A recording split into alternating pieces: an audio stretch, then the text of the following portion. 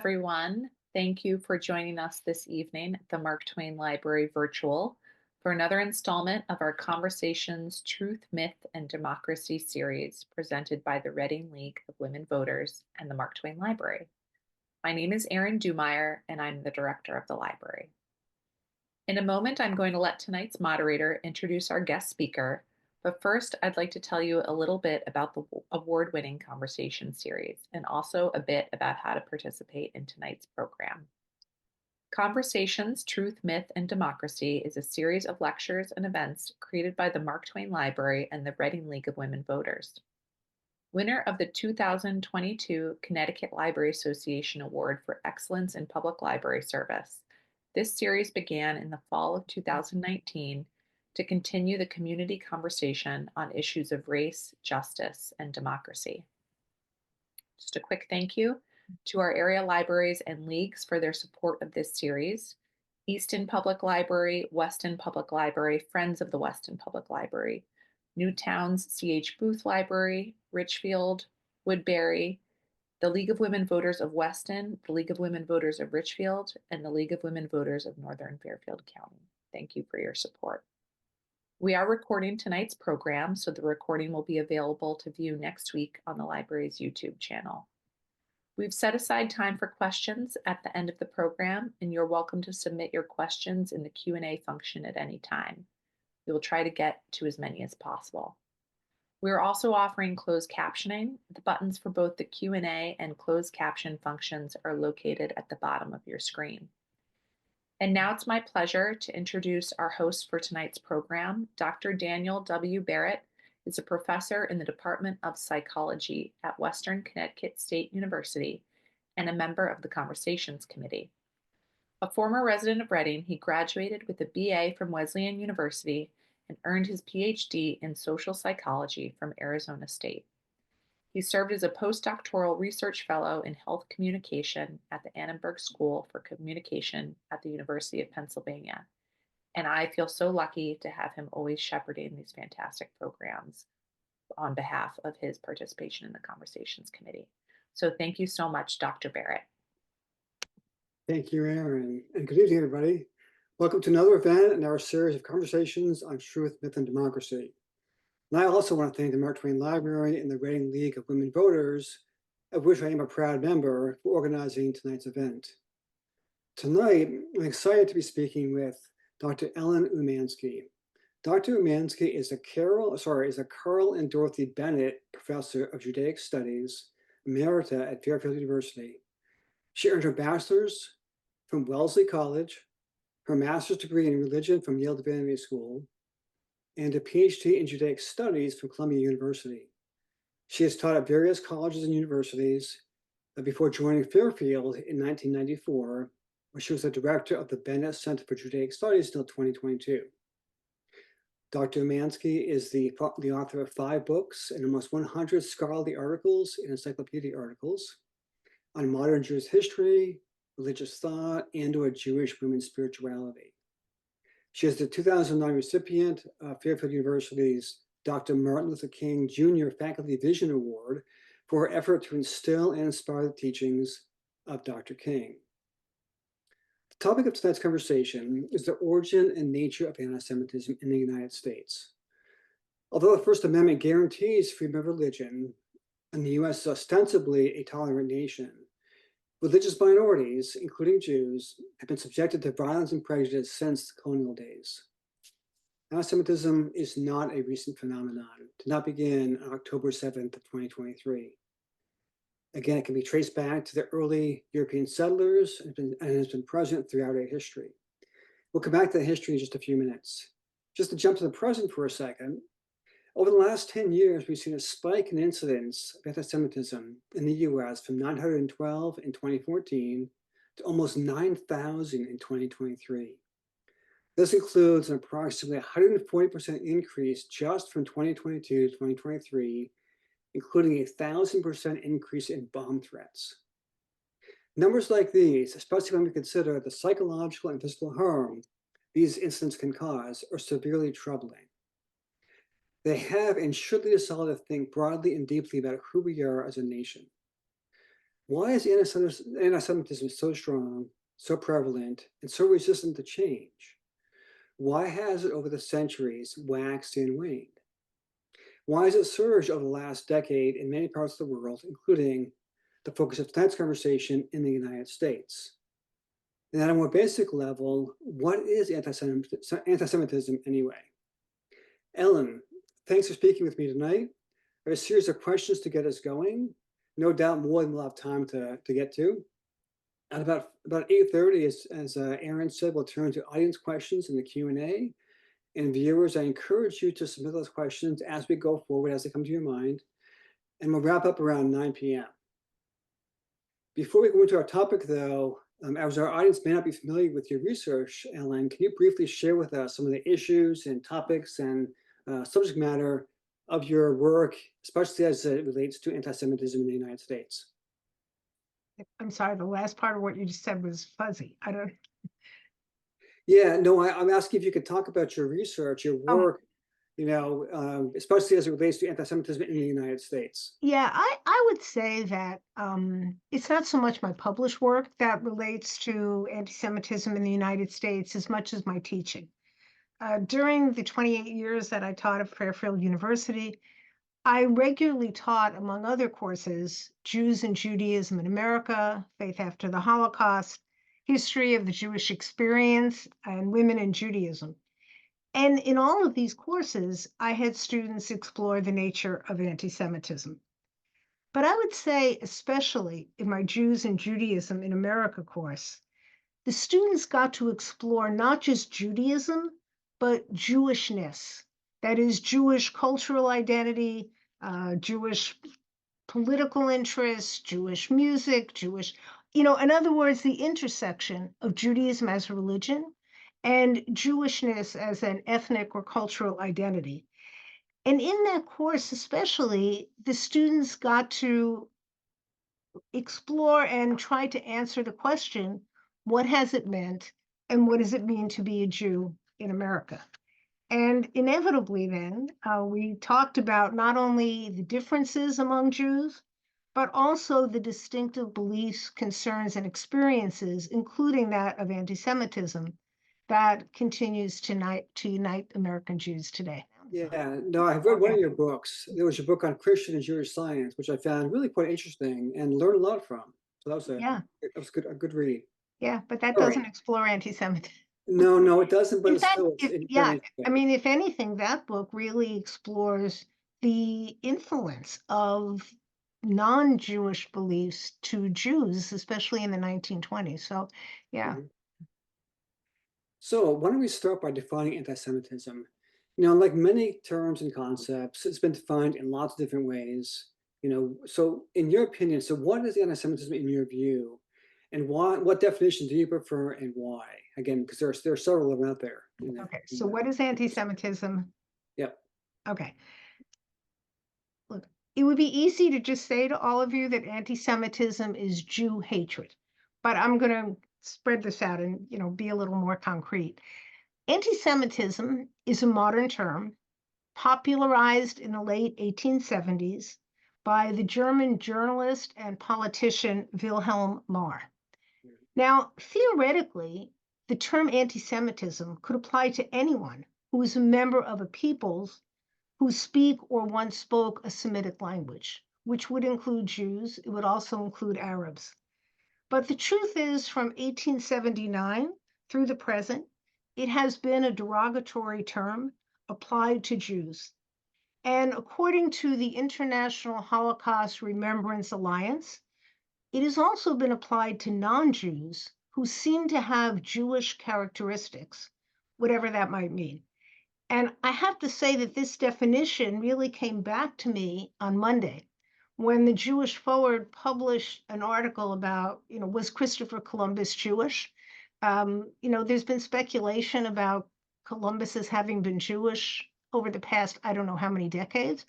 There is no evidence that he was Jewish. But in this article, the author of the article points out that one reason why so many historians have speculated about the lineage of Columbus is that he seemed to have displayed Jewish characteristics. Again, I don't know what that means. I know it's not religious, but apparently the term has been used. Anti-Semitism has been used to talk about, again, Jewish characteristics. So I'll give you a working definition. And this working definition actually is the definition coined in 2016 by the International Holocaust Remembrance Alliance. And then it was later adopted in, I think, 2019 by the European Parliament of the EU. And here's this working definition. Anti-Semitism is a certain perception of Jews which may be expressed as hatred towards Jews. Rhetorical and physical manifestations of anti-Semitism are directed towards Jews and or their property, towards the Jewish community, institutions, and religious facilities, synagogues included. Now, note that anti-Semitism is different from anti-Judaism, although sometimes the violence that results from these feelings are the same. So unlike anti-Semitism in Europe, modern anti-Semitism in Europe, which up until recently has largely been religious and racial, anti-Semitism in the United States has been largely social, political, and economic. I thought I'd also add, since the description of tonight's conversation goes back to 1654, and I wasn't really going to talk about the 17th century, but I will say one thing, that this doesn't mean that even before the term anti-Semitism was coined, there was no antagonism towards Jews as a people and or Judaism as a religion in America. And here I have to give the prominent example of the 17th century governor of the Dutch colony of New Amsterdam, later renamed New York by the British, Peter Stuyvesant. As some of the listeners may know, in 1654, the year in which 24 Jews came from Brazil to America, and specifically to the Dutch colony of New Amsterdam, Stuyvesant wrote a letter to the Dutch West India Company asking that they expel the Jews from New Amsterdam. Now, I thought I can find it quickly. Maybe I can't find it quickly. Okay. I had it right in front of me, and now I can't remember where it is. All right, I won't read it. But in short, look, he has religious antipathy towards the Jews, but his major argument against them is economic, that these Jews are poor and they're going to burden the rest of the colony because in the winter they're going to be starving and they're going to want us to help support them. And secondly, that as a people, the Jews just aren't a group of individuals that we want to stay in the Dutch colony of New Amsterdam. Of course, what Stuyvesant didn't realize is that there were several Jews who actually were on the board of the Dutch West India Company. And so his appeal to the company was soundly rejected. But the reason why tonight I'm going to argue that anti-Semitism in America really begins in the late 19th century, when over 1.25 million Eastern European Jews came to the United States. I'm going to say that anti-Semitism in America really arises relatively late because of the Constitution and the First Amendment, which guarantees that there will be no established religion in America. In other words, Jews are not dissenters. They're not non-members of any established church, and also that there would be freedom of religion. I know in the 18th century, it didn't mean freedom from religion, and the intent was that it largely extended to white Protestants, but nevertheless, for Jews, Jews understood, and most people in America understood, that freedom of religion was a basic law of the land. So let me go back just a little bit here. So going back to the definition of anti-Semitism. Okay. So one of the things that in the readings that I've been doing, some people hyphenate the word and some people don't. And that's not a trivial distinction as far as I understand. So for example, Deborah Lipstadt argues that the hyphen would mean there must be Semites. And there must be something called Semitism. And there is no Semitism. And essentially there really are no Semites. And so she argues that there should not be a hyphen in the word, and we didn't use one for this program. And again, I don't want to make it, it's not a trivial thing because it actually matters as to how words are spelled, how they're used, and the assumptions behind the words that we have. So I wanted to ask you about that hyphen question. Does that hyphen belong in the word or not? And why or why not? I don't think it belongs in the word. I agree with Deborah completely. But I will say in 28 years of teaching at Fairfield, more students misspelled the word anti-Semitism than spelled it correctly. They usually spelled it S-E-M-E-T as opposed to S-E-M-I-T. But again, hopefully, if they understand that the word Semite is somewhere in there, hopefully they can spell it correctly. But I agree with Deborah Lipstadt. I do not put a hyphen in anti-Semitism, really for the same reasons that she argues. Mhm. You also mentioned anti-Judaism, and I want to ask you to explore the difference between those two things. So how is anti-Judaism different from anti-Semitism, or is it different? And also, a related question is, what are the origins in terms of Christian theology and Christian thinking in terms of how much of that influenced the creation of persistence of anti-Semitism or anti-Judaism? Okay, so anti-Judaism is something, although probably the term wasn't used, but anti-Judaism is something that goes back at least to the birth of Christianity. And I would say that anti-Judaism, that is the idea that once the Jewish people had a covenant with God and God sent their savior, but they rejected Jesus and therefore are no longer the chosen people of God. So God chose a new people and established a new covenant or a New Testament. That concept you can find in the Gospels. It runs throughout much of the New Testament. You see it develop even more in the writings of the early church. The idea of what St. Augustine viewed as, this wasn't his term, but basically it's the Jews as a witness people myth. That is the idea that the suffering of the Jews was part of God's punishment to the Jews for having rejected Jesus or Christ, and that God therefore is showing that punishment by Jews being expelled and traveling from country to country. But one day, when the Messiah comes again, that is with the second coming, there will be a battle at Armageddon, Har-Megiddo, in the land of Israel. And those Jews who become Christians, according to the book of Revelation in the New Testament, they will actually be seated on the right hand of God. All the other Jews will be eternally damned. That's anti-Judaism. And that anti-Judaism not only develops throughout the history of the Roman Catholic Church up until really Vatican II.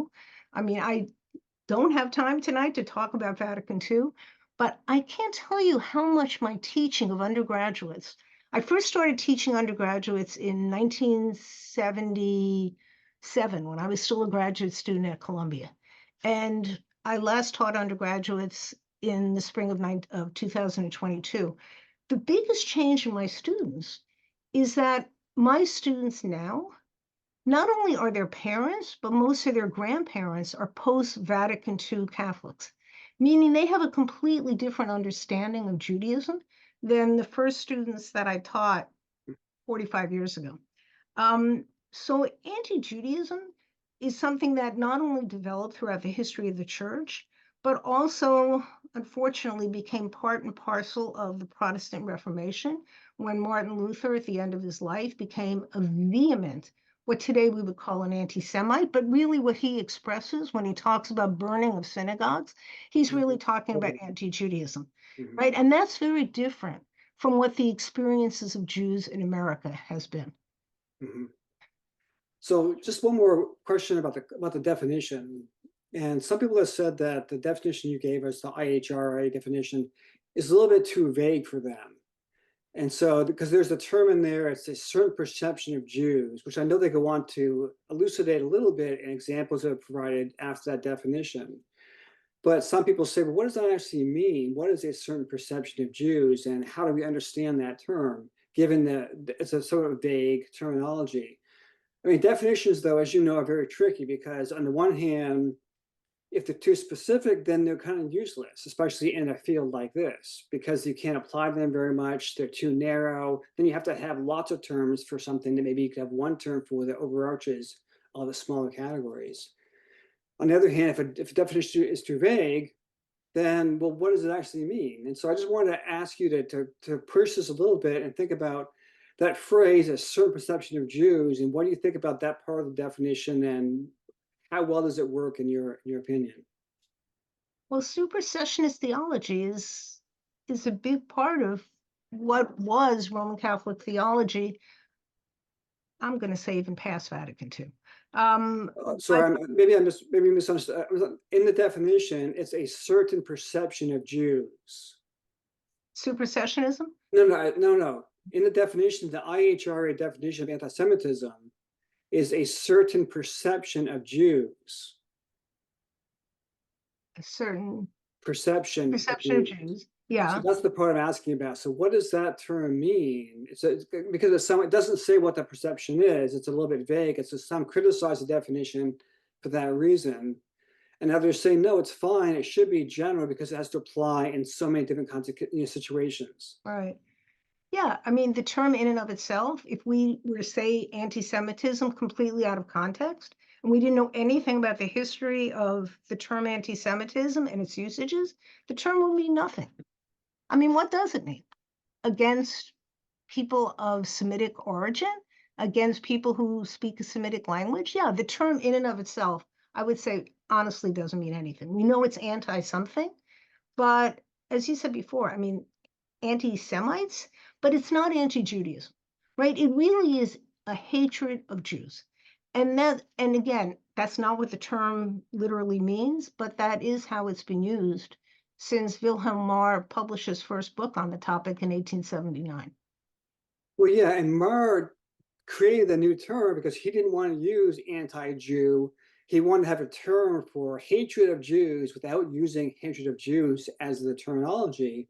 And also, I mean, as you know, he wanted to make it sound more scientific and more racially based, which it wasn't before that. And so the term, you're right, didn't mean anything until he created it, and now it means all this stuff. But he had an agenda there for using the word the way he did and creating a new word, because he didn't want to be seen as hating Jews, but he actually was a Jew hater. Right. But what will happen by the end of the century is that the association of anti-Semite has to do with people of a certain inferior race. So although Marr himself did not use the term anti-Semitism in particularly racist terms, when you think about the Nazis and the idea of actually measuring the heads of Jews and thinking that there was something even in the way their heads were shaped that made Jews biologically inferior to so-called Aryans, again, a people that arguably have never really existed. I mean, the term Aryan, another term, what does that mean? People who came from India 3,000 years ago, hordes of invaders who came into, I mean, the term itself, who is an Aryan? Certainly not Adolf Hitler, if you look at pictures of him. So Right. I would say that anti-Semitism is irrational. And like many beliefs that are irrational, it's hard to argue on rational terms about something that in and of itself makes no sense. And here I'll give you an example, which is the two most common charges against Jews in America in the 20th century.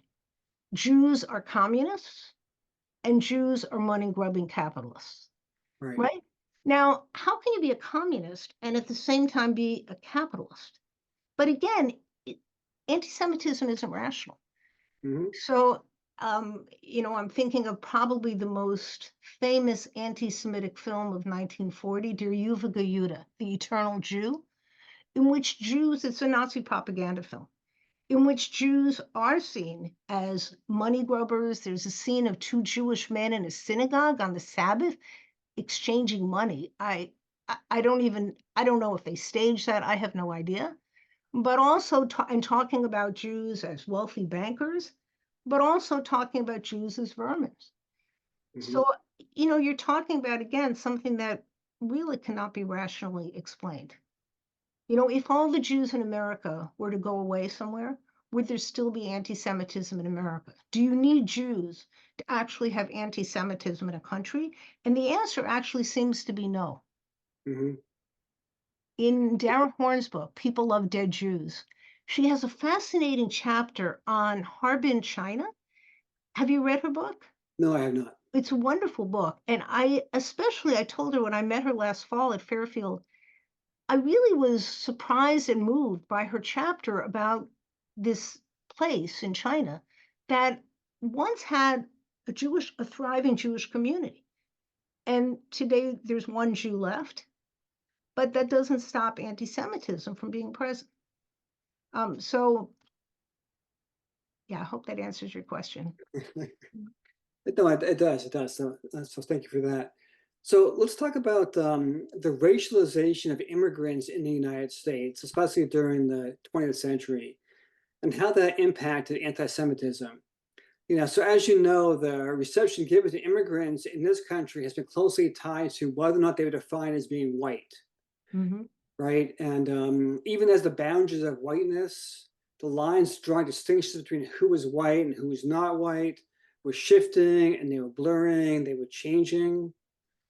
The historian David Rodiger, who I'm sure you know, has written extensively on the role of what could be called the shifting white filter in defining who belongs, who is not, who does not belong, Mhm. who do we accept, and who do we reject.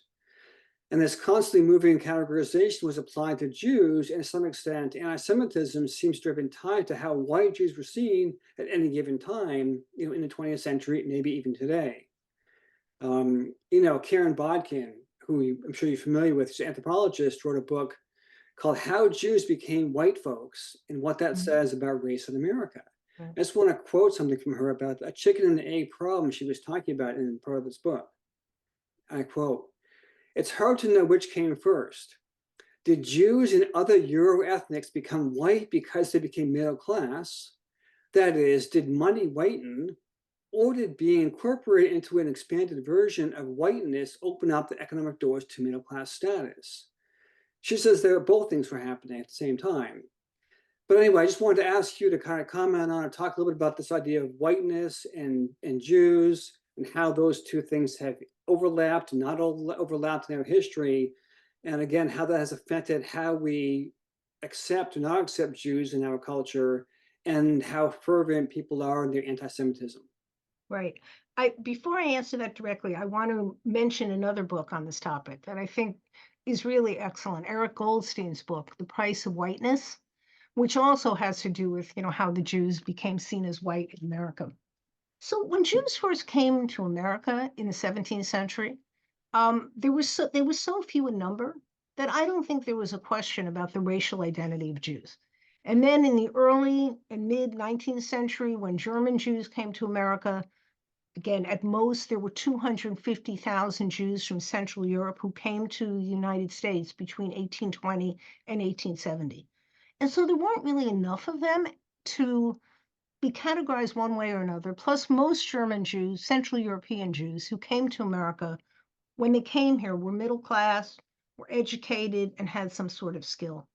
But it was really in the late 19th and early 20th century when, again, well over 1.25 million Eastern European Jews who were uneducated, had no skills, were poor, didn't speak English, when they came to America, that there was a classification established for them. They were not seen as Black, but they weren't seen as white.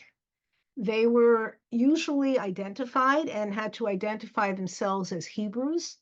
Sometimes they were identified as Israelites, but more frequently, if Jews, for example, were admitted to a hospital, when you're admitted to a hospital, they will ask what your religion is.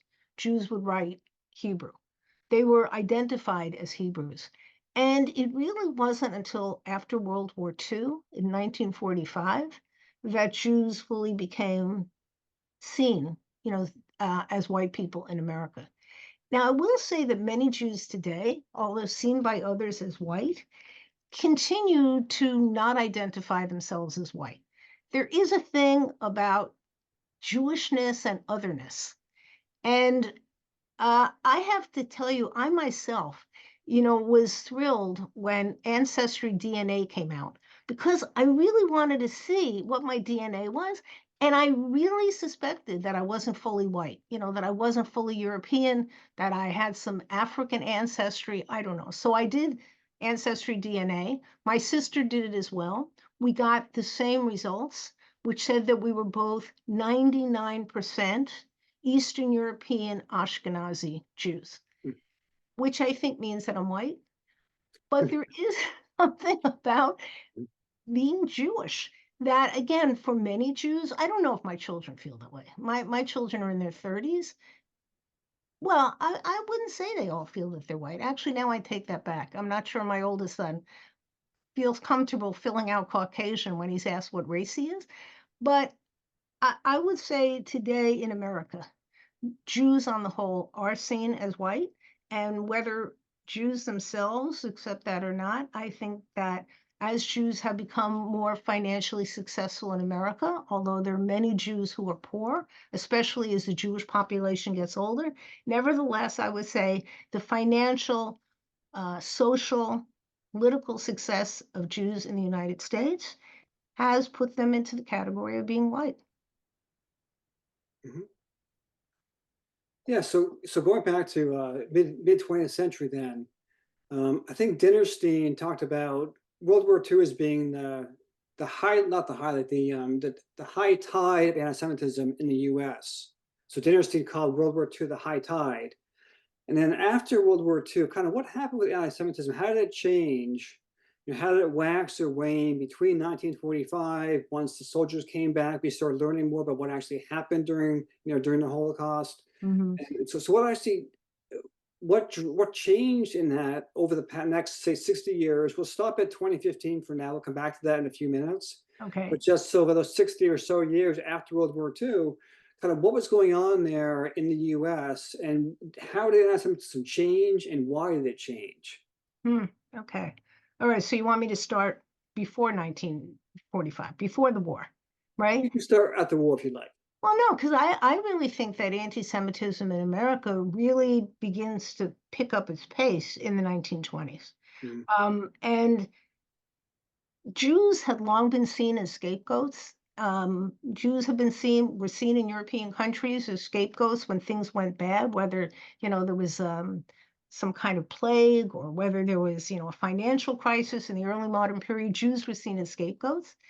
And I would say beginning in the 1920s, with the worsening of the economic situation in the United States following the stock market crash of 1929, anti-Semitism really became prominent in America. And millions of Americans became what today we would call anti-Semitic. Now, there are lots of reasons for it. And yeah, I don't have time to go into all of it, but I would hate to skip to the 1940s and not mention the number of prominent Americans who spewed anti-Semitism. And here, well, we can say Charles Lindbergh. I don't have to go on. I hope that your listeners know that he was a Nazi sympathizer. They're in Leni Riefenstahl's film about the 1936 Olympics in Berlin. He is there sitting next to Joseph Goebbels. Okay, Charles Lindbergh, an American hero who was an anti-Semite. Henry Ford. I have to mention Henry Ford. Henry Ford in 1920 has a magazine that he publishes out of his home in Dearborn, Michigan. And he publishes this newspaper, the Dearborn Independent. And in it, in 1920, he serialized what is the most well-known modern anti-Semitic tract, the Protocols of the Elders of Zion. The Protocols of the Elders of Zion, which is still available for sale in the United States, but you don't have to buy it. You can find it online. The Protocols was written in 1904 by, it turns out, a member of the Russian secret police. It was first published in France. And that document says that Jews conspire to take over the world. That Jews are a people who, because they have connections with one another all over the world, and because they are money-grubbing capitalists who are able to exert enormous economic power, had a meeting. So according to the Protocols of the Elders of Zion, there was a meeting of Jews that was held in which these so-called Jewish elders met to plot their world takeover. And Ford, who apparently believed in this, this treatise, it's a small pamphlet, was published in many different countries, including England, just a few years before 1920. And so I assume that somehow that's how Ford got a copy. So he published in serial form in his newspaper what he renamed, because the Protocols of the Elders of Zion is, pretty clunky title. He instead gave it the sensationalist title, The International Jew. And again, he not only published it in his magazine, but he then printed it up into a pamphlet and put it on the front seat of every individual who bought a Ford motormobile in much of the 1920s. By the end of the 1920s, he retracted it. He said he was sorry that he had published it and put it in the cars of people who had bought Fords. But I would say, by then the damage had been done. And here I also have to mention Father Charles Coughlin, a Canadian-American priest who had a radio program from 1926 until 1942 that basically began as sermons at his church, the Shrine of the Little Flower, and eventually he had a weekly radio show, which was eventually titled The Hour of Power. And in it, he just spewed all of this hatred towards communists, socialists, Franklin Delano Roosevelt, and Jews. And, he saw Roosevelt as a Jew. He renamed him Roosevelt instead of Roosevelt. In any case, at a time when the United States population was about 120 million people, an estimated 30 million listeners tuned in to Father Coughlin's radio broadcast on Sundays. Eventually, what happened was America entered the war, World War II, and so his hate-filled speeches actually became anti-American. He said on the radio that America was going to lose the war to Germany. He sent some of his anti-Semitic tirades to American soldiers who were in Europe. And finally, by 1942, the Archbishop of Detroit, Edward Mooney, succeeded in getting him off the air. So all of that leads up to World War II. The truth is that in America, by 1942, more Americans were anti-communist than they were anti-fascist. And of course, the notable exception were Jews, who were more anti-fascist than they were anti-communist. So anti-Semitism is really mixed in, I would say, in the 20s, 30s, and 40s by all of these other things going on that target Jews not only as other, but as people who are at the same time, again, dangerous because of their power, but also dangerous because they're anti-American. And that's the view that Jews, in fact, dominate the Communist Party. And it is true that there were quite a number of Jews within the Communist Party. But again, not all Jews were communists, just as not all Jews were capitalists. So that takes us up to the war. Okay. Yeah. You want me to go after the war? Yeah, let's go on to that. So how did World War II change this? Certainly, a lot of anti-Semites were discredited during and after the war because of people saw the dangers of what they were saying, given what happened with the Holocaust. But what else changed at that time that led to, at least what some historians say, was a bit of a sort of a reduction in at least overt anti-Semitism, following the war through the next couple of decades or so? What changed then? Why did it change? I don't think it changed all that much. That's my first response. Many, many years ago, when I had a VHS and I used to record things, in the middle of the night, there was a showing one night on some channel, like at 2 a.m, of what was it called? Oh, the film about the Nuremberg trials. What was that called? Judgment at Nuremberg. Judgment, yeah. Judgment at Nuremberg. And so I recorded it. But, in those days when it recorded a certain time slot. So if what you were watching didn't fill up the time slot, and Judgment at Nuremberg is a very, very long film, they would include something else. And when I went to watch the film the next morning, I found that in addition to Judgment at Nuremberg, there was a short made in 1946 by Warner Brothers, a company that certainly, was founded and in those days was run by the Warner Brothers, who were Jewish, and especially Jack Warner, a secular Jew. Warner Brothers put out a film, a so-called documentary and I say so-called because it isn't a documentary, but it was actually nominated for an Academy Award for Best Short Film or maybe Best Documentary of 1946. And this film was called Hitler Lives with a question mark. And in this film, among other things, were scenes of Jews in the striped pajamas in the death camps during the war. Also, cemeteries. In all of the shots of cemeteries, there are white crosses above the graves. And none of the prisoners in the camps are identified as Jewish. That is, the word Jew does not appear one time in the film.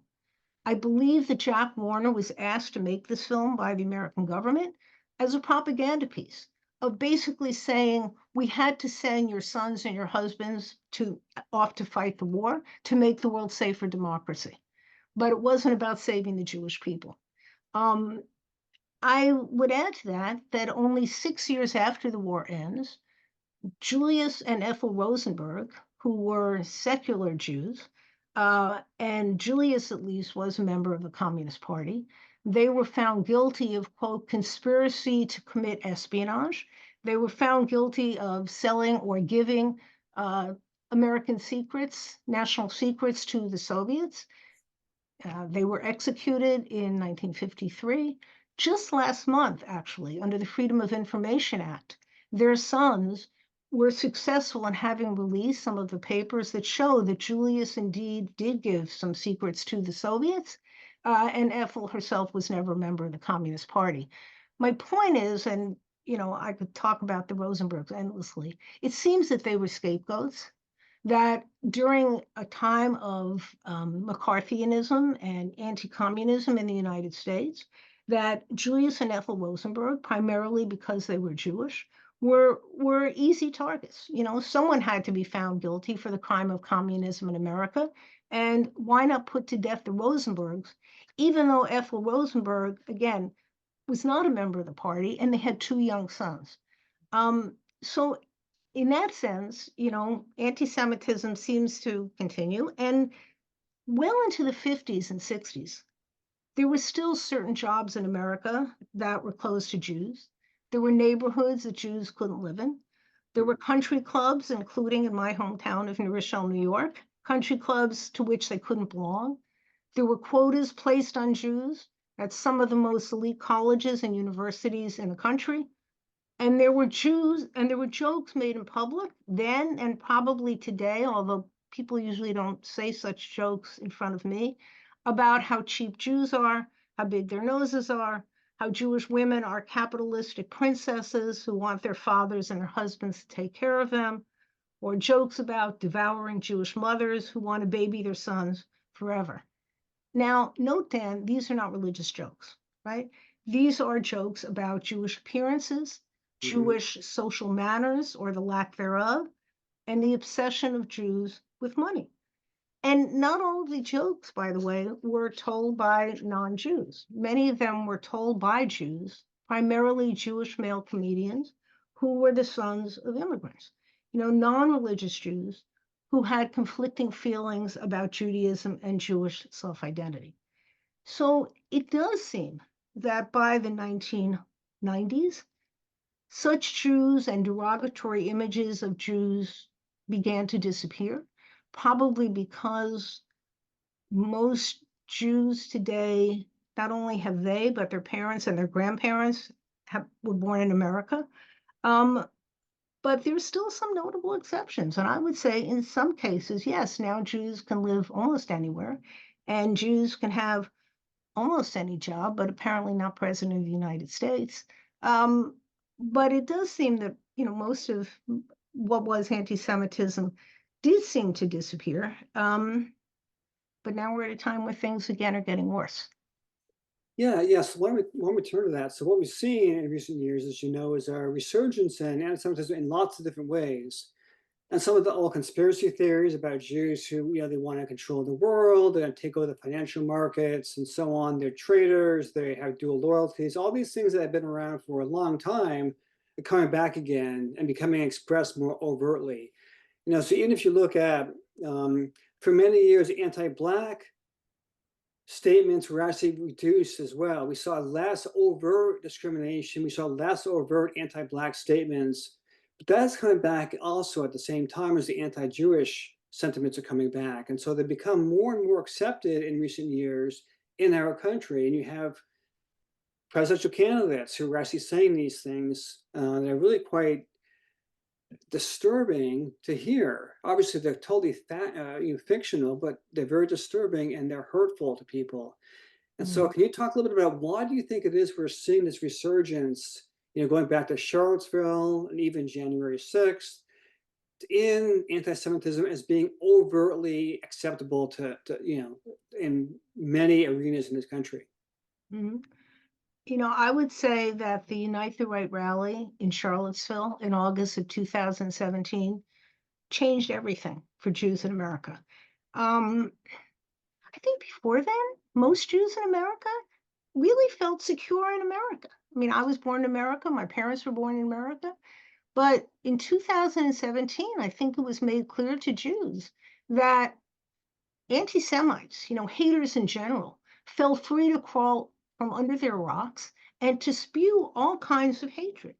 The image of white supremacists marching in Charlottesville with signs that say Jews will not replace us, and then to have the president of the United States say that those marchers were very fine people when it was pointed out to him that one of those very fine people had killed Heather Heyer, who was a protester against the alt-right.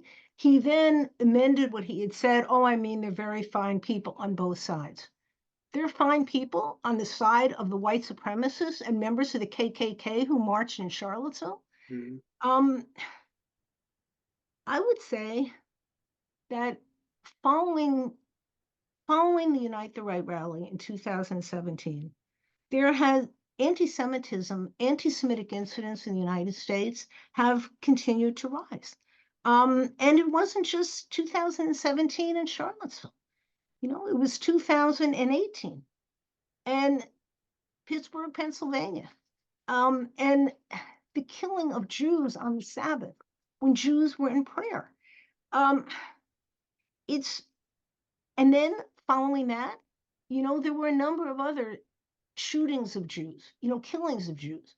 The killings in New Jersey, right, of 3 employees at a kosher supermarket. One of the employees wasn't even Jewish. But again, for the crime of being Jewish. So I would say that um, it has become easier for people to spew anti-Semitic hatred in a way that I don't think was as acceptable 10 years before.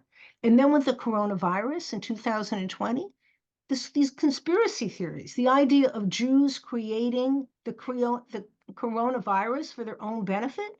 In July of 2023, just over a year ago, Robert F. Kennedy Jr., who at that time was a Democratic presidential hopeful, he spoke at a dinner in New York City in which he said that, quote, Ashkenazi Jews, that is Jews of Eastern European descent, Ashkenazi Jews and Chinese people are most immune to COVID-19.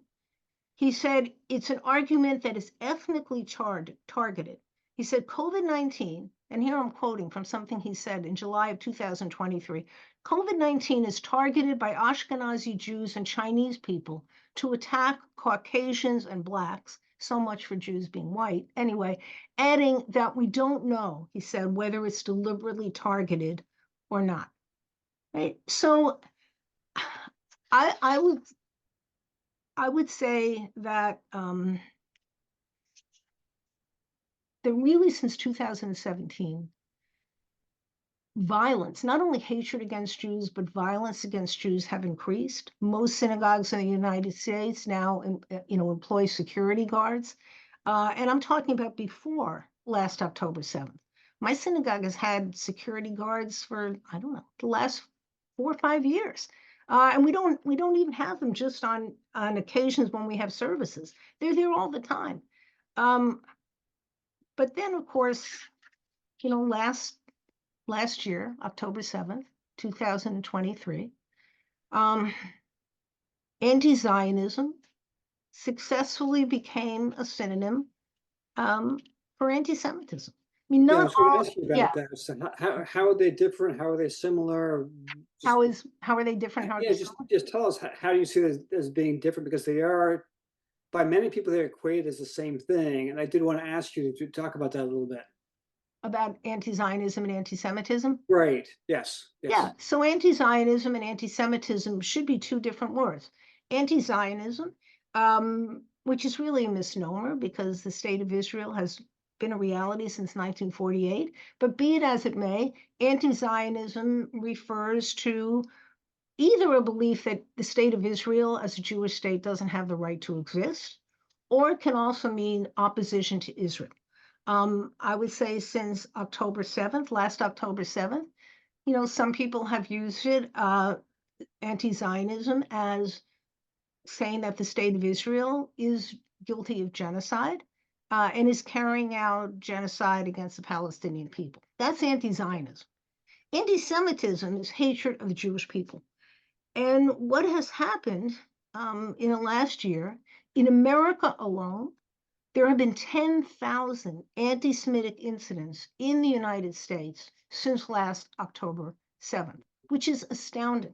In 2017, with the Unite the Right rally, in that year, the ADL, the Anti-Defamation League, tracked 1,900 cases of anti-Semitism, which they said was up over 50% from 2016. But 1,900 is not 10,000. And what is increasingly happening, not just on college campuses, but the extent to which it's happening on college campuses is truly alarming, but also in rallies across the United States, is seeing all Jews as supporters of Israel, of seeing all Jews as guilty of genocide. It has led to physical violence against Jews.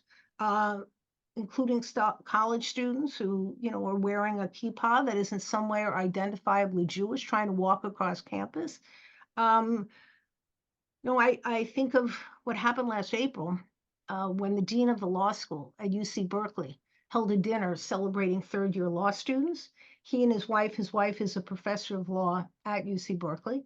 He's the dean. And they held a dinner at which several of the students were members of the campus Students for Justice in Palestine. And they began to disrupt the dinner. And one member of this group, she was co-president, I think, of the local chapter, took the microphone and denounced the dean, who was Jewish, but had never expressed any personal sentiments about Israel.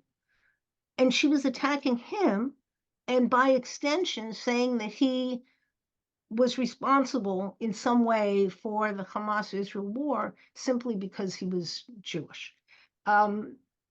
Just last month, some web group called Intifada something published an article. I'm not going to, I'm always wary of clicking on such links because you don't want to get on these people's mailing lists. But Right. Apparently, they published an article saying that the dean made this up, that this event never happened. But in fact, there were 60 students who were at that dinner, and it seems that, that what was said. What I want to add about this dinner, and why when I read about it, I found it really chilling, is that it turns out before the dinner, these students, the members of the Students for Justice in Palestine, had put out on Instagram a call to boycott this dinner and included a cartoon that showed the law school dean holding a fork and a knife covered in blood.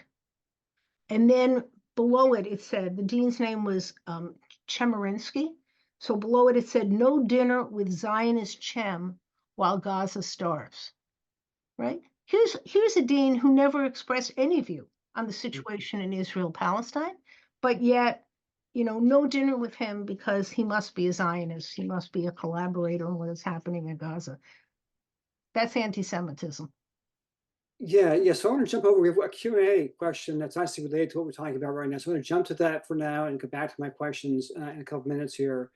This person asked, and you already addressed part of this question, but she's asked, can you comment on the increasing use of the term Zionist as a pejorative, especially in combination with anti-Israel hate and the question of whether anti-Zionism equals anti-Semitism? Whether anti-Zionism equals anti-Semitism, is that what you're Yes. saying? Yes. Well, I was just explaining that I think today for many people it does. It shouldn't have to. I mean, to me, you can clearly be anti-Zionist and not be an anti-Semite. I mean, to me, that's kind of obvious. What I'm saying is that today in America, the term anti-Zionist is increasingly being conflated with anti-Semitism, right? When you tell an American Jew that he or she doesn't have the right to go to classes and is guilty of genocide because they happen to be Jewish, genocide isn't happening in America. It's supposedly happening in the Middle East. And again, and this gets back to the dual loyalty charge. I don't even know where to go beyond that. Yeah. So the first part of her question is about the term Zionist. So how has that become? Why is that being used now in a pejorative or negative sense? Zionism wasn't always seen that way, but now it is. People use that term as an insult. Well, you're a Zionist. Zionism wasn't seen that way for much of the 20th century, but now it's become this negative term. And so she's asking you to comment on how has that changed and why did it change? Why did how we use that term change over the past maybe 20, 30 years? Yeah, I think that, look, the term Zionism initially referred to a political nationalist Jewish party that originated at the end of the 19th century that called for Jews to return to the land of Israel. For Theodor Herzl, who didn't care what country Jews went to, the whole idea was to create an asylum for Jews where Jews would be free of persecution, right? He wasn't interested in creating a Jewish culture or a Jewish language or anything else. There were other men and women who identified themselves as Zionist in the early 20th century who had a different vision of what being a Zionist meant. It had to do with returning to the land.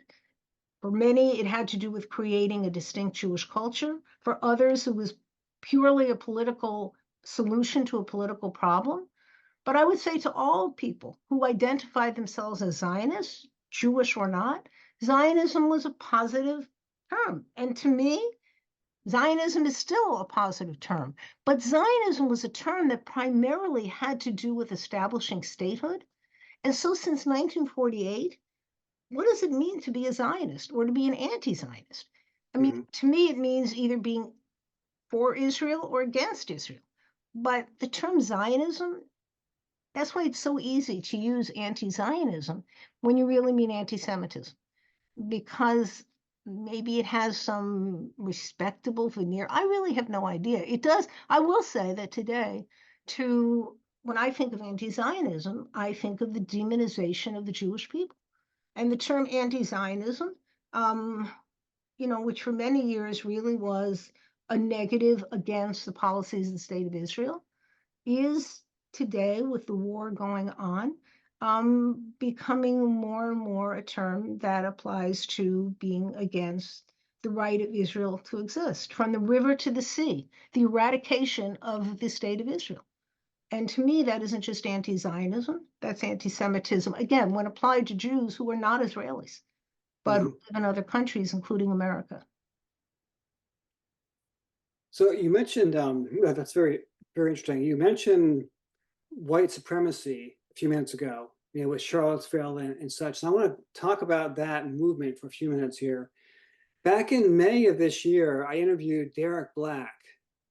Oh. I don't know if you know who Derek Black is, but Derek Black you do know, was the heir apparent for the white nationalist movement in this country until Derek went to college and initially hid their identity, but then it came out, and then Derek was befriended by some Jews, and they ended up changing their views pretty dramatically over the course of a number of years. And Derek now sees himself as a anti-racist, Right. and has totally disavowed the white nationalist movement.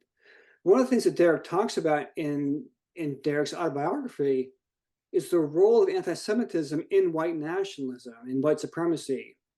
You know, we tend to think of this as being an anti-Black movement, anti-immigrant movement, but in fact, as Derek has argued, other scholars have argued, anti-Semitism is at the core of the white nationalist movement in this country.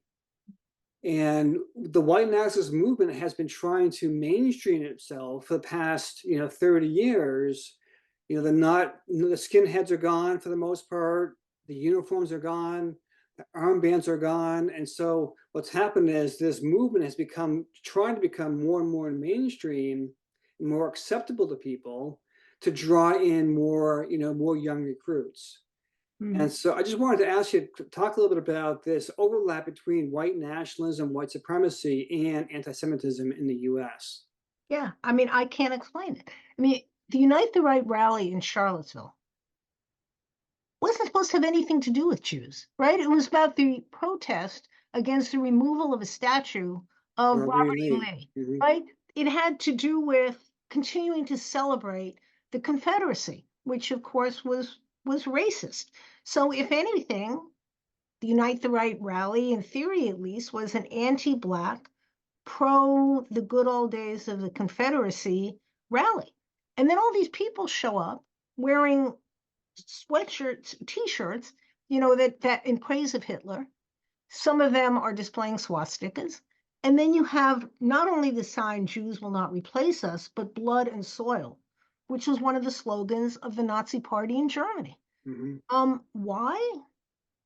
I don't know. I mean, and I think that's why the Unite the Right rally took so many Jews by surprise. I mean, the outcome of it was not what American Jews expected. So I don't know, Dan, what do you think? I mean, I don't know how Jews got into, but apparently from the beginning, this rally was planned to be anti-Semitic, at least according to the records of that chat room that the organizers of the event, the chat that they had with one another before the rally began. Well, I think one thing we're seeing here is the move, the push to make Jews not white again.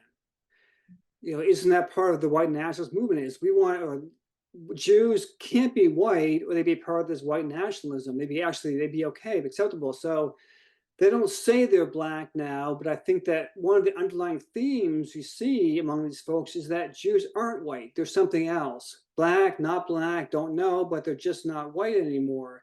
And that's one of the ways they justify saying, we got to get them out of here. Let's make a move. Let's either kill them all or get them out of here, or whatever it is. But that's one of the things that I think underlies this sentiment, this connection that they've made.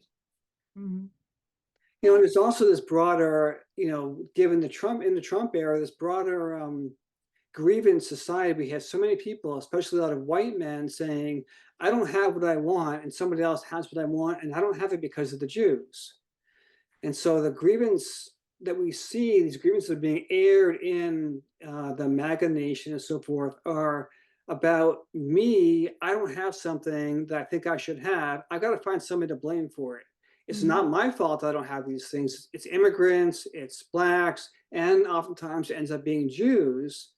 Again, with these conspiracies about Jews control the financial markets and blah, blah, blah, which are obviously so irrational that they're hardly even worth commenting on.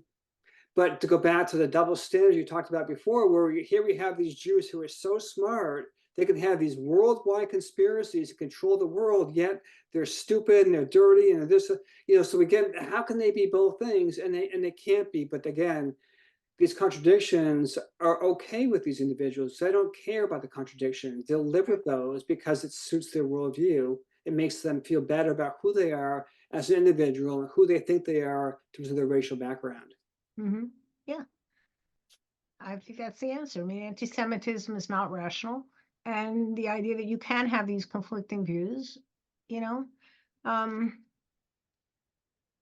that's it. I mean, I think what's scary to American Jews is the violence.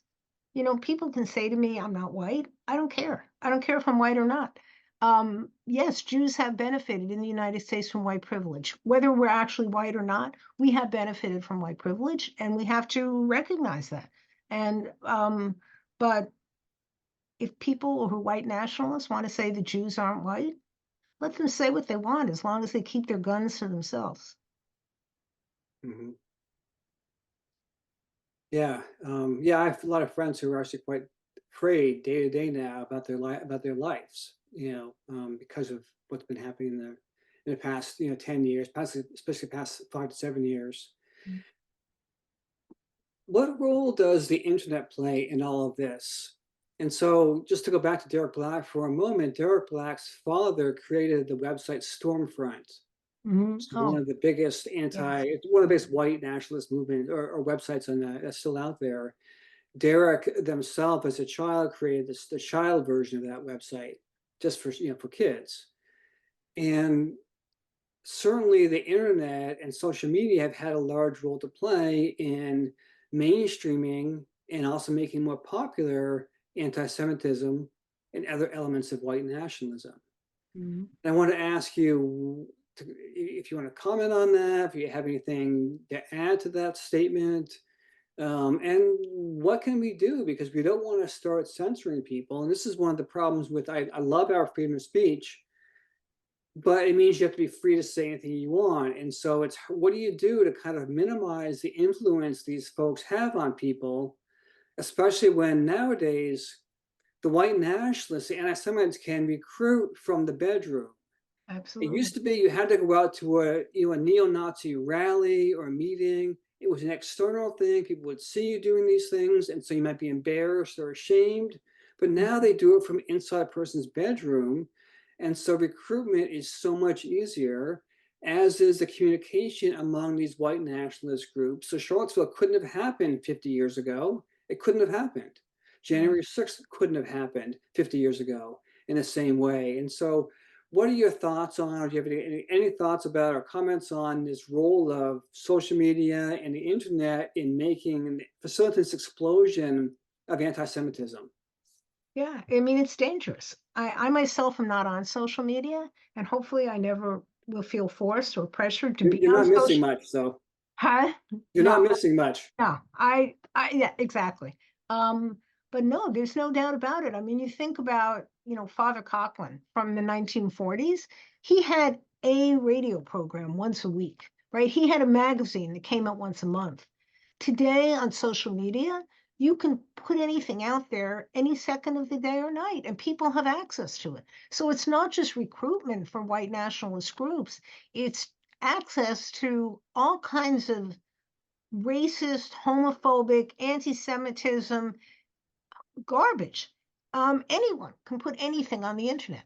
And, people will read some kind of, I don't know, TikTok video. I'm not on any social media, so I don't know, or put out something on X or whatever, and people think it's true and people have access to it like that. So I know that there are some positive things about social media, but I think that the dangers are real. And, as we said before, I mean, the rally in Charlottesville really wouldn't have happened were it not for the easy access that the planners of that rally had to one another through Hmm. the internet. Yeah, yeah. So a friend of mine asked another question. She sent it to me ahead of time, and she says that she's Jewish, and she asked, anti-Semitism seems to be vague or misunderstood in the non-Jewish community. So she's saying that, again, people who are non-Jewish tend to misunderstand or not really get what anti-Semitism really is. Whereas for Jewish people, it's typically very clear. These are her words. So how has that disconnect been handled in the past and in an effective way that we can learn from today and put into practice in our own communities? Wait, she's saying that non-Jews have a different perception of Yeah, anti-Semitism? the non-Jews don't see anti-Semitism the same way Jews do. And there's a disconnect between people who are not Jewish being confused by this idea. What is it? What does it really mean? Where she says Jews recognize it immediately, know what it is, and obviously experience it in many different ways than non-Jews do. And so there's a disconnect between non-Jews and Jews and their experiences of, obviously, and their impressions of the prevalence of anti-Semitism. There's a disconnect there. And she's asking, is there a way, what can we do to kind of try to overcome this disconnect? Yeah, see, I don't see that disconnect, but maybe that has to do with the people that I, my circle of people that I know. Mhm. I really, I really can't say. I was at was a not a talk, but more like a conversation at Iona University a few weeks ago, co-sponsored by Iona and the American Jewish Committee. And the question that those of us, we sat at small round tables, and we were Christians and Jews, mostly Catholics and Jews. And we were asked to consider the question, what is our perception of Jews? And what is our perception of Christians? And the Christians at our table, the table I was at, went first, and they were sharing their perception of Jews, not their personal perception of Jews, but what they think the negative perceptions are of Jews in America, which we can call anti-Semitism. And they said things like, again, this wasn't their opinion, but it's, what they have heard among people they know who aren't Jewish. They said things like clannish, money grubbing, stingy, controlling, all of these secular Jewish negative stereotypes. And then the Jews at the table went and they said exactly the same thing. Not one person at our table of 8 people, and when different people got up and reported on what their table had said, not one person said anything about the religion of the Jewish people. No one said anything about Jews as Christ killers, Jews as rejecting the Messiah, anything that in any way was religious.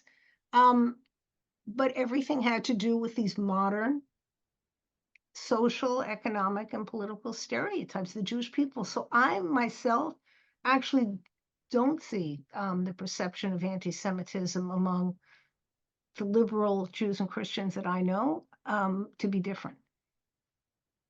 Okay, thank you. Thank you for Yeah. that. So we have questions about what can we do to overcome anti-Semitism. So I'm looking at another one of the audience comments or questions. And this person said, looking ahead, what can individuals and the greater communities do to combat anti-Semitism and hatred of Jews? So how can they help? How can we help? Yeah. Well, in thinking about this question, because I figured somebody would ask this question tonight, I actually went back to a guide that was recently put out by the American Jewish Committee on what you can do to prevent anti-Semitism. Because the whole idea isn't just to combat anti-Semitism when it occurs, but to prevent it from occurring in the first place. And number one, they write that one response is for non-Jews to engage with the Jewish community. They then go on to say 37% of Americans do not know someone who is Jewish. And I would say, to meet someone who is Jewish, if you've never met someone who's Jewish, or if you're Jewish, to have a conversation with somebody who, not someone who's an anti-Semite, but someone who's a Christian or maybe even non-religious, someone with a different perception of Jews, to be in conversation with one another. Yeah, I think that's one thing that we can do.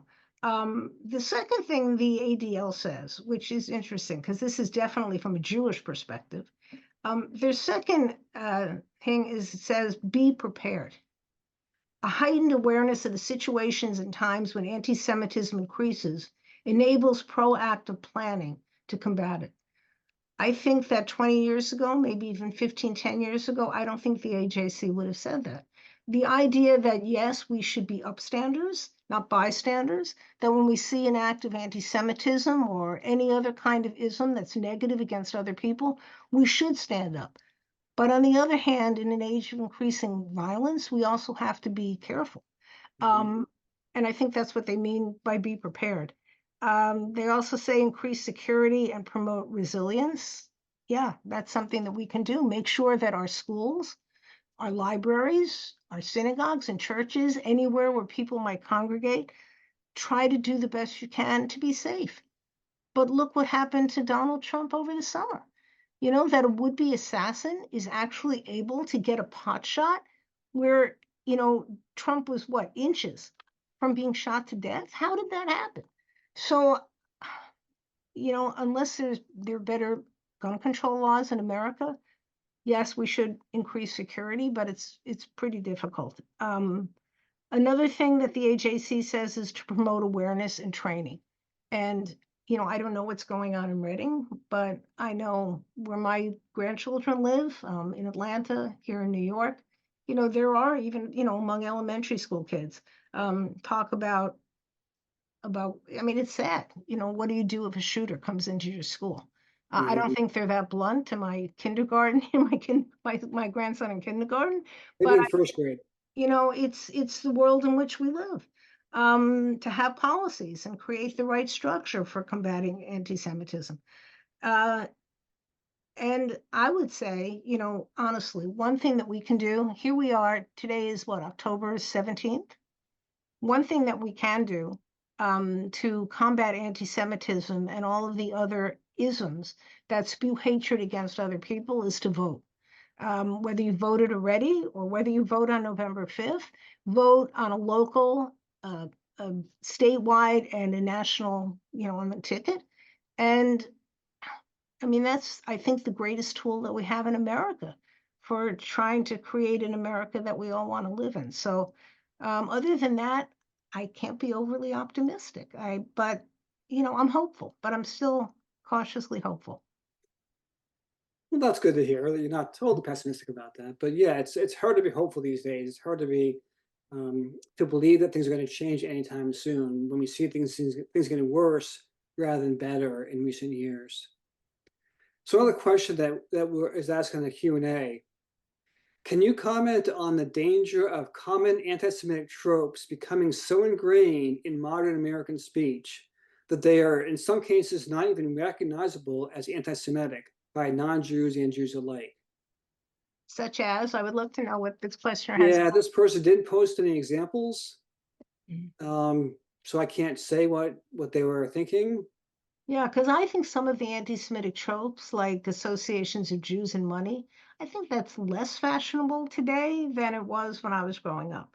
Um, so I'm not sure what anti-Semitic tropes are becoming more acceptable today. Um, and that's as Jews in America get further and further away from an immigrant generation. You know, again, most Jews in America were born here, their parents were born here, in many cases, their grandparents were born here. So those ethnic characteristics about Jews have largely disappeared in America. So I'm not really sure, you know, what exactly has become more acceptable. Although I will say hatred of Israel, you know, is becoming increasingly acceptable, but that's been the case for the last, I don't know. I remember having an argument, I say it was in the early 80s, maybe in the late 1970s, with someone who was an ambassador to the United Nations. Where, I mean, this was a long time ago. I was at this party. I don't even remember how I was there, why he was there. And we got into a discussion in which he was saying something against the state of Israel. Okay, he was making his argument, whatever. And then all of a sudden, he started talking not about Israelis, but he started talking about Jews. And it was so clear that what he was saying was anti-Semitic. He wasn't talking about Israel anymore. And that was, I'm telling you, this was over 40 years ago. And I remember saying something to him. But I think that's as fashionable today. I think you can get away with, especially since last October 7th, paradoxically. I think that again, we've already talked about this, you know, how sentiments against against the state of Israel have now become, you know, the idea of saying Jews are responsible for genocide, right? There's an anti-Semitic statement. It's also anti-Israel, but it's also anti-Semitic. And can you get away with saying that today? Probably, I hope not in a college classroom. But on the street, I'm sure there are plenty of people who say that all the time. Yeah, I actually think you can say those things on college campuses these days. And the climate has changed quite a bit in the past few years about what you can say about Jews in Israel and what you can't say about Jews in Israel. And that has changed quite a lot. That one of our questioners was asking had a question about that, was mentioning that, he's a Jewish father with a child just entering public schools, and Mhm, he's glad she's not in college right now mhm, because of how poorly Jewish students are being treated in many campuses across the country. Again, this is his question. We're seeing this anti-American, anti-Western, anti-capitalism, and of course, anti-Israel, anti-Semitism explode in these schools. And I think we've mhm. seen violence against Jews in many schools now across the country, many colleges. And so I'm going to skip part of the question here, but he's asking whether you were surprised by this surge in anti-Semitism on college campuses. Uh, I am surprised by the extent to which it has gone. I follow every day what's happening at the colleges and universities where I have gone, or where my children have gone, or where I have taught, and it truly is alarming. Um, so I am surprised. I really didn't think that Jews would be as in physically in danger walking across a college campus as they are at many colleges today. Just a few weeks ago at Harvard, some anti-Israel group created flags that look like the flag of the state of Israel with the blue and the white, but instead of having the Star of David in the middle, it has a swastika.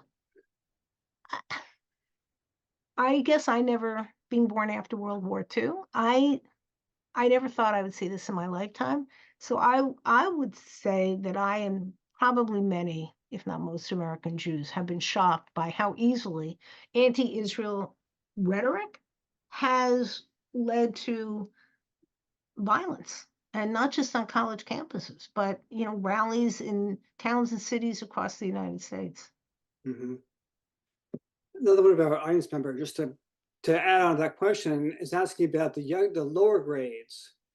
And she's saying, as a public school teacher, we're seeing the spread of anti-Semitism in the US, across the K through 12 school system curriculum. So in the curriculum across the country. So what can we do to counteract that? The curriculum itself is becoming anti-Semitic. What do you do? How do you fix that? How do you address that?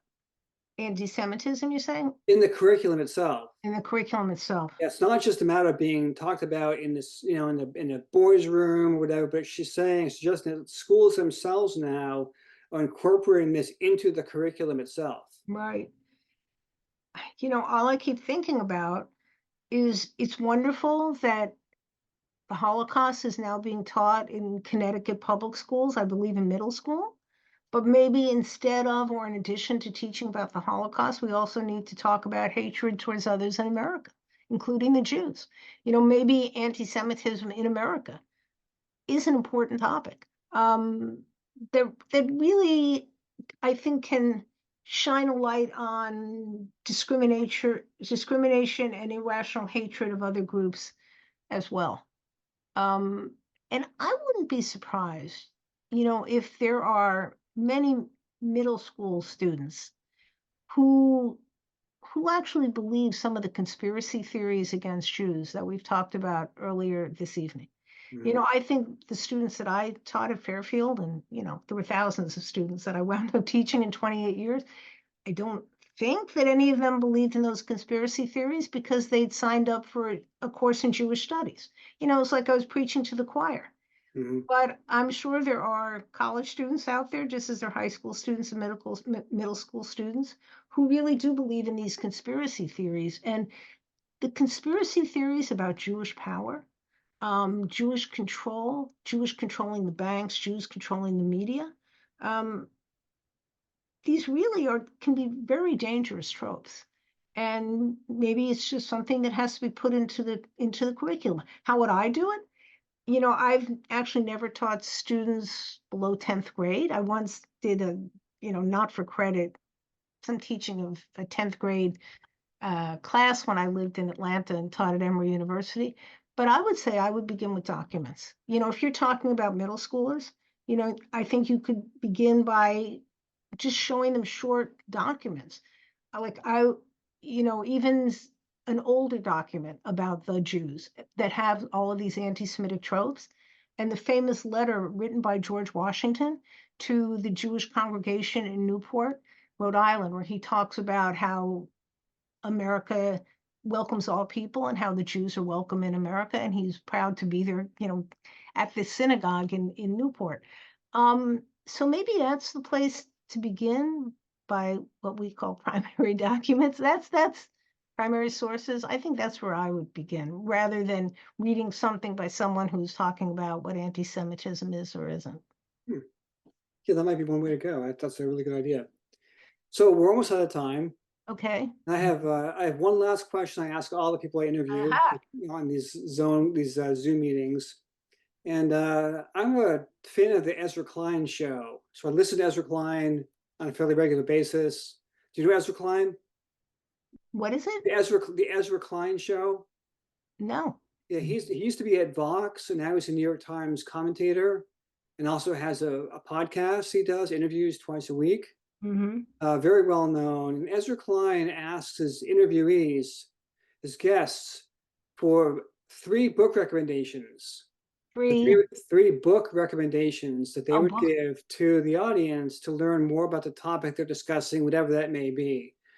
So I want to ask you just for one. So if our listeners want to go find one book out there that you think would be really helpful to them to understand anti-Semitism in this country better, what book would that be? You know, I'm sure there are books that have come out that I haven't yet read, but I think a very accessible, really excellent book is Deborah Lipstadt's 2019 book on anti-Semitism. In fact, since I'm home, I can get it for you. Wait a second. Okay. Here it is. Yeah, I have it on. Yes, I've read that. I had that on my right. book. Anti-Semitism Here and Now. I've used it. I used it in my courses a few times actually at Fairfield, and I like this book. And you know, she writes it in the form of letters. Right? I haven't read this in so long. What are they, conversations? It's a very readable book. It's, you know, not meant to be read by scholars necessarily. It's just an easily accessible book about anti-Semitism, especially in the United States today. I assume with the cover, which I really haven't looked at for several years, I assume that's the Unite the Right rally, which again, for American Jews, just changes everything. Yeah, that's an excellent book. Thank you for that recommendation. So Ellen, I want to thank you once again for taking the time, your busy schedule, to share your knowledge and insights about anti-Semitism, about U.S. history, and so forth. I've really learned a lot from you today. I enjoyed talking to you.